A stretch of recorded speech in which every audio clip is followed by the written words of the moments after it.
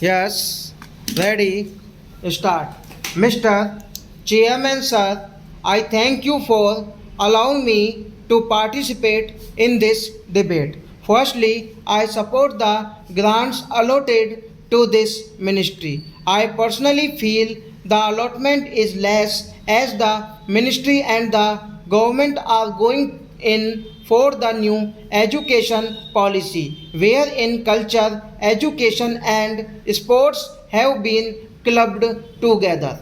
It is a very big step for the government, and I personally feel that some more time should have been spent on assessing the whole structure and the results before actually putting it into practice. Sir, there are two major things which have affected our education, and that is the culture and the urban people have to be separated.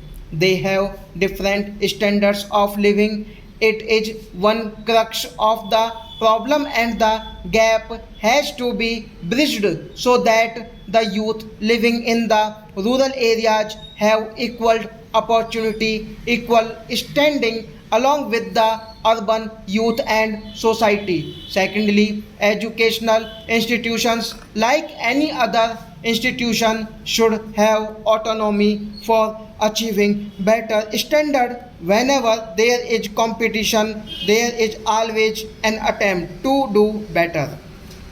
For that reason, to improve the educational system, to improve better educational facilities, it would be advisable to give more powers to these institutions so that they compete with each other for better results. Further, the role of the government should be that of an observer and not an active participant as it has now been. Sir, there is too much of involvement, political involvement, which hinder the development of the institutions and also the educational system.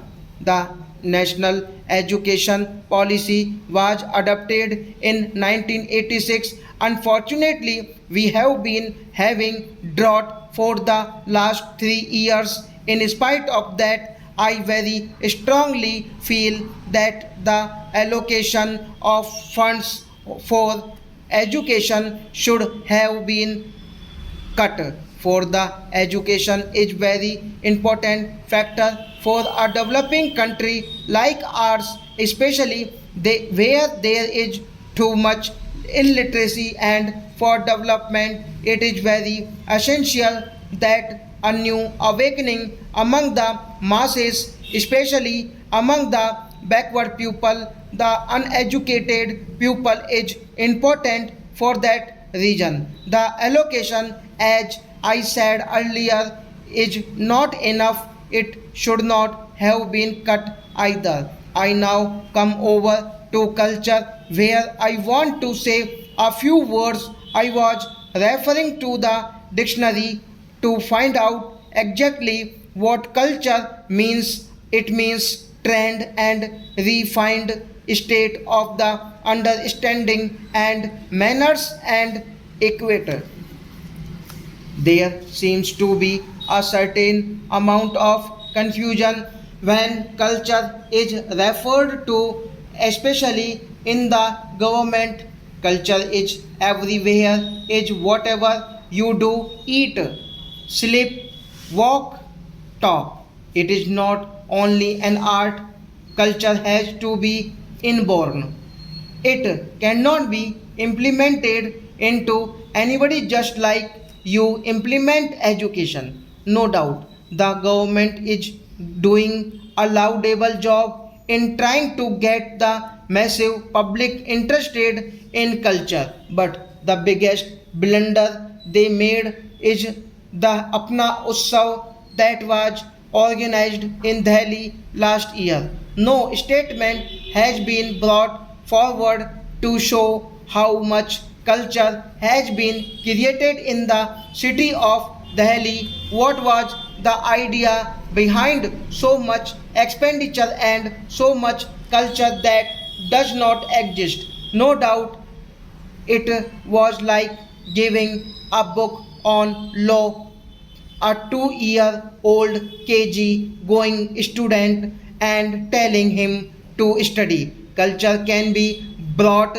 into prominence, but at first it is necessary to understand how much acceptance is there among the public. As you travel, you will see that most of the public listens to film music, ghazals, geets, that suddenly you give them classical music by the topmost artists of the country. Naturally, they are not going to understand what is happening. It is a gradual consumption which should take place from light music, which can be understood gradually to better music and better arts.